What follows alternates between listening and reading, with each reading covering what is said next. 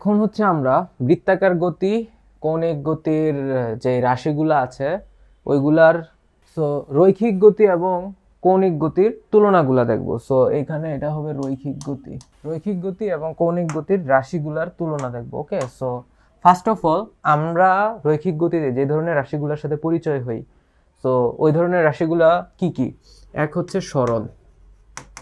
সরণরে আমরা আর দ্বারা লিখি বা এক্স দ্বারা লিখি বা হোয়াট এভার ভেক্টর রাশি আকারে লিখি, ভেক্টর সাইন।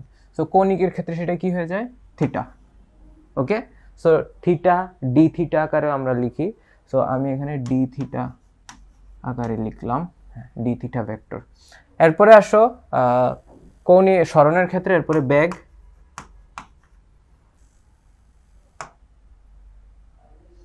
বেগের ক্ষেত্রে ভি ভেক্টর রৈখিক, আর সেটা ইয়েতে কি হয়ে যাবে? Omega vector. কৌণিকের ক্ষেত্রে ওমেগা ভেক্টর। ত্বরণের ক্ষেত্রে ত্বরণ হচ্ছে রৈখিকের ক্ষেত্রে এ ভেক্টর, আর কৌণিকের ক্ষেত্রে কি? কৌণিকের ক্ষেত্রে হচ্ছে সেটা আলফা ভেক্টর। ওকে, এরপরে আমাদের আর কি কি রাশি আছে? আরও আছে হচ্ছে বল না, আমরা ভর নিয়ে কথা বলি। ভর হচ্ছে ইকুইভ্যালেন্স আর কি, মানে সমতুল্য, এম দ্বারা প্রকাশ করি। আর কৌণিকের ক্ষেত্রে সেটা হয়ে যাবে কি? আই। তো আইকে আমরা কি বলি? আমি এটা একটু সাইডে লিখি। আইকে আমরা বলি জড়তার ভ্রামক। এটা হবে কি? জড়তার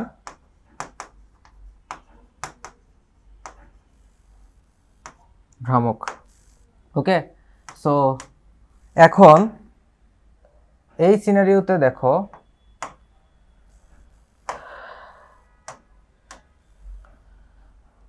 ভর, এরপরে হচ্ছে বলের ক্ষেত্রে আমরা এফ দ্বারা প্রকাশ করি, F is equal to M A.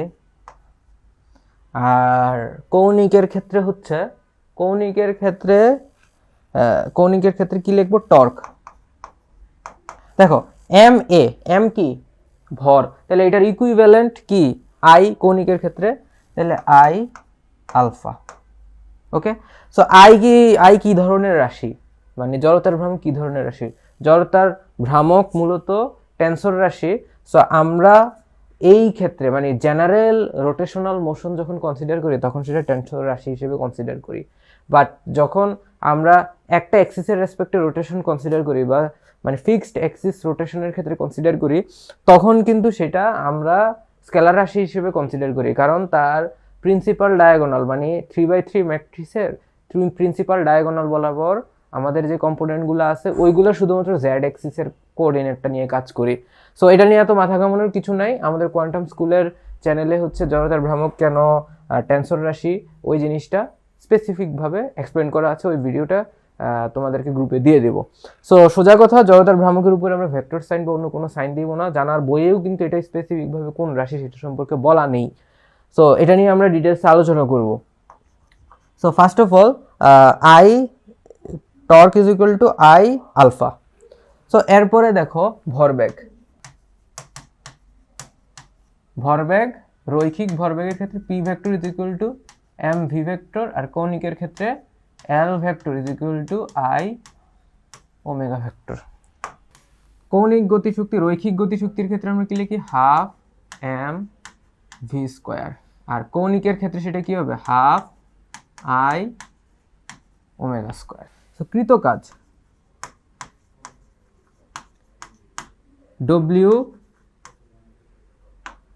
Equal to F DW, মানে ইন্টিগ্রেশন, আমরা ইন্টিগ্রেশন সাইন দ্বারা এটা প্রকাশ করি। W is equal two integration of F DS. Okay, so এইটাকে আমরা যখন কৌণিকে প্রকাশ করব, W is equal two integration of torque tau vector dot D theta. ঠিক আছে, এরপরে দেখো আমরা ক্ষমতা দেখি।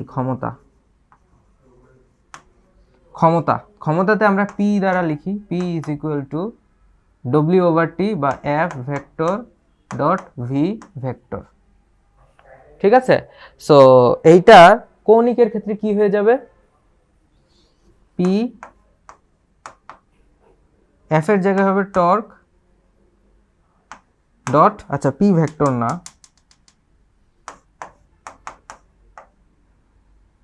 ডট ভি, ভি এর জায়গায় হয়ে যাবে ওমেগা। সো এই হচ্ছে আমাদের রৈখিক গতির রাশির সাথে কৌণিক রাশির জাস্ট একটা তুলনামূলক দেখাইলাম। আমরা এগুলো সম্পর্ক পরবর্তীতে দেখব। তো দেখো এদিকে একটা জিনিস খেয়াল রাখো, আমরা গতিবিদ্যা অংশে আলোচনা করি কতটুকু? গতিবিদ্যা অংশে আলোচনা করি এই সরণ, বেগ, ত্বরণ। ওকে, এগুলো হচ্ছে আমাদের গতিবিদ্যা পার্ট, গতি। আর বল অংশ হচ্ছে এটা বল, এটা বল, বলের অংশ টর্ক চলে আসবে, এটারে বলা হয় টর্ক। তারপরে এইটা ভরবেগ, গতিশক্তি, কৃতকাজ, ক্ষমতা। এই জিনিসগুলো আমরা বলবিদ্যা পার্টে বা মানে ডায়নামিক্স পার্টে আলোচনা করে থাকি। সো নেক্সট আসো আমরা কৌণিক গতির সমীকরণগুলো দেখব। সো কৌণিক গতির অ্যাকচুয়াল সমীকরণ কি?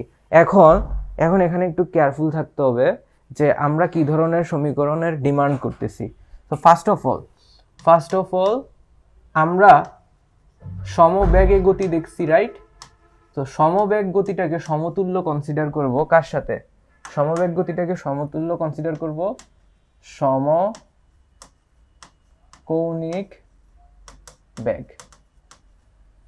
ওকে, এই সিনারিওতে একটু মনে করার ট্রাই করো যে s ইজ ইকুয়াল টু ভিটি, এটা আমরা ইউজ করতাম, রাইট? তাইলে এইটার ইকুইভ্যালেন্স কি হবে? এটার ইকুইভ্যালেন্স বা সমতুল্য রাশি কি? এটা সমতুল্য রাশি হচ্ছে, এটা সমতুল্য রাশি s এর জায়গায় theta is equal two V এর জায়গায় ওমেগা টি। ওকে, তাহলে এবার এদিকে খেয়াল রাখো, ওমেগা কনস্ট্যান্ট, ওমেগা কনস্ট্যান্ট কিসের সাপেক্ষে? Omega constant with respect to T, omega constant with respect to R. এটার মানে হচ্ছে ওমেগা কোনো পজিশনের সাপেক্ষেও সবসময় ধ্রুবক থাকবে, সময়ের সাপেক্ষেও সবসময় ধ্রুবক থাকবে। তাহলে এই জিনিসটা দাঁড়াবে এরকম। দেখো এই জায়গায় একটু দেখো, এই রাশিটা একটু কনসিডার করো। এখান থেকে আমরা লিখতে পারি থিটা সমানুপাতিক টি। ওকে, সো থিটা আর এই হচ্ছে টি, তাদের মধ্যে যে সম্পর্ক সেটা হচ্ছে এই। ওকে, তাহলে এখান থেকে আমরা যে ঢালটা পাবো, ঢাল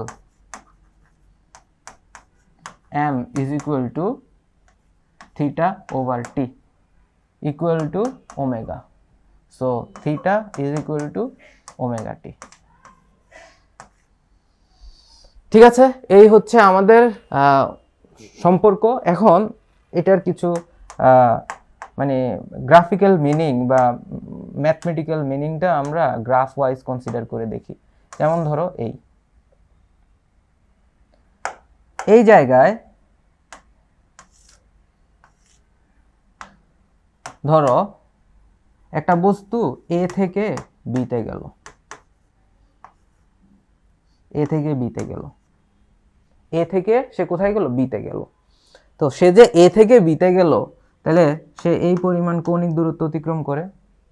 তাহলে theta A B is equal to কি আসবে? থিটা এ বি হচ্ছে এই যে যত টি সময় পরে যায়, এই জিনিসটা ওমেগা টি সময় পরে যায়, তাহলে ওমেগা টি শেষ।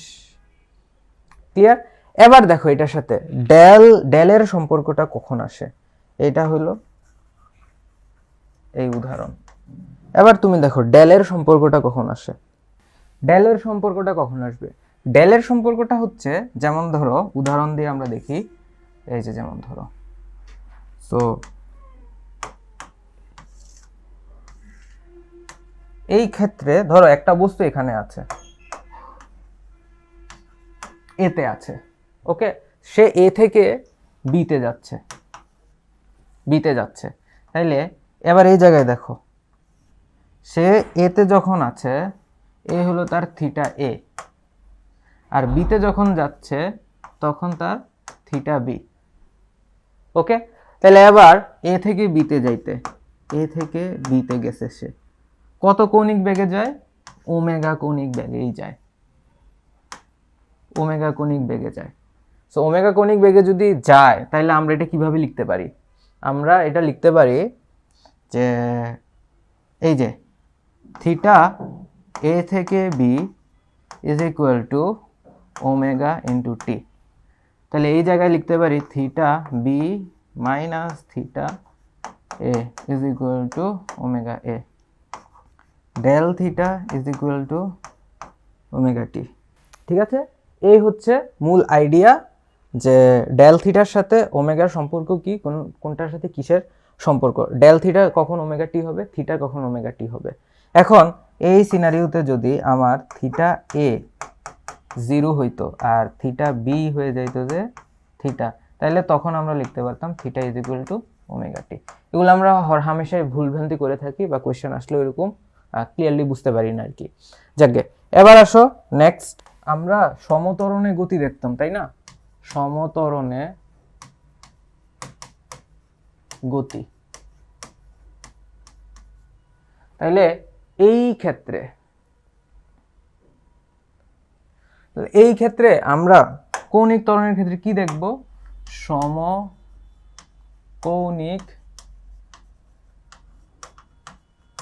ত্বরণে গতি।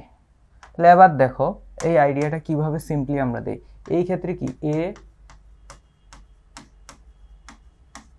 কনস্ট্যান্ট, এই ক্ষেত্রে এ কনস্ট্যান্ট, এরপরে হইল এ কনস্ট্যান্ট হইলে এই জায়গায় এটা আমরা কি ধরবো? Alpha constant. এখন এখানে একটু চিন্তা করতে হবে যে আমি যেটা কনস্ট্যান্ট ধরতেছি, দুইটা, একটা ভেক্টর রাশির দুইটা প্রপার্টি আছে, একটা হচ্ছে ডিরেকশন আর একটা হচ্ছে ভ্যালু। কোনটা কনস্ট্যান্ট? সো যখন আমি বলতেছি কনস্ট্যান্ট, এই সিনারিওতে দুইটাই কনস্ট্যান্ট, তার মানে মান ও দিকে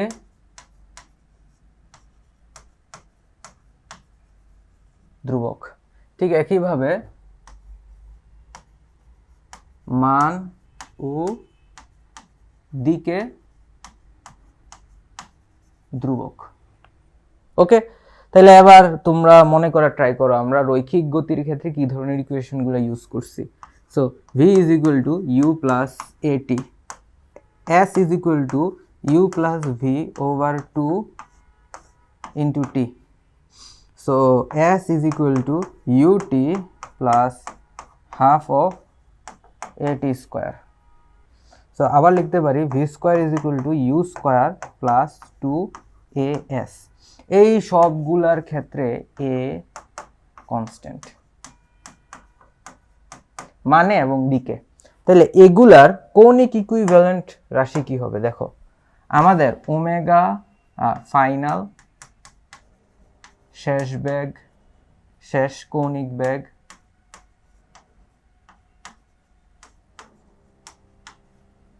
ওমেগা ইনিশিয়াল,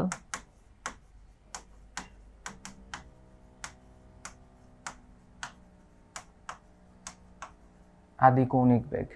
ওকে, আর আলফা হচ্ছে কৌণিক ত্বরণ, সমকৌণিক ত্বরণ।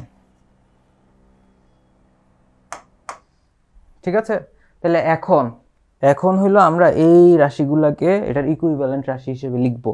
সো এটার ইকুইভ্যালেন্ট রাশি হিসেবে যদি লিখি তাহলে দেখো v is equal to u plus at, তাহলে omega final is equal to omega initial plus alpha t. এরপরে কি লেখা যায় যে থিটা অথবা del theta, theta is equal two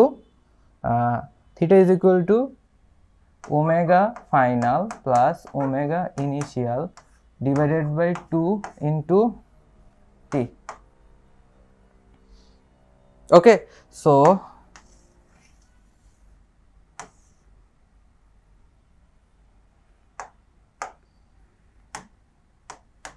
এরপরে আমাদের আরো দুইটা মানে গতির সমীকরণ আছে। এই গতির সমীকরণগুলো হচ্ছে